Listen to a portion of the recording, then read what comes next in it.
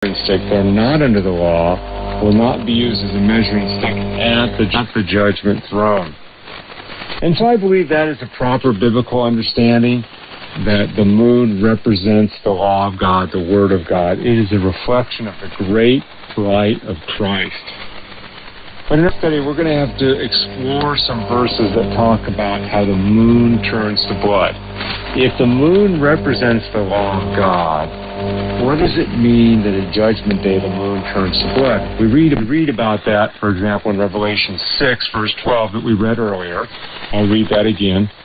And I beheld when he opened the sixth seal, and lo, there was a great earthquake, and the sun became black as sackcloth of hair, and the moon became as blood.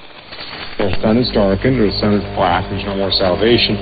But what does it mean that the moon became as blood? If the moon represents the law of God, what does it mean that the law of God became as blood? Or we read similar language in the book of Joel in the Old Testament, near the end of the Old Testament. We read in Joel chapter 2 in verses 31, and I will show wonders in the heavens and in the earth, blood and fire and pillars of smoke. The sun shall be turned into darkness and the moon into blood before the great and terrible day of the Lord come. Here the sun is darkened, but also the moon is turned into blood.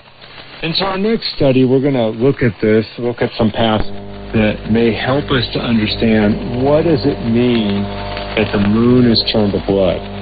We'll have to look at that in our next study. Until that time, may the Lord richly bless you. Thank you for listening. Please join us again next time. We have prepared a book and study guide on salvation that we would love to send to you. Please write today for your free copy.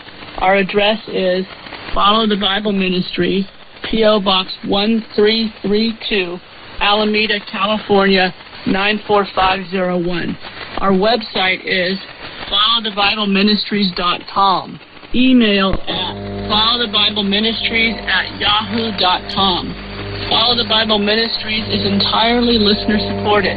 The contributions of listeners like you enable us to continue broadcasting on this station. May the Word of God dwell in you richly.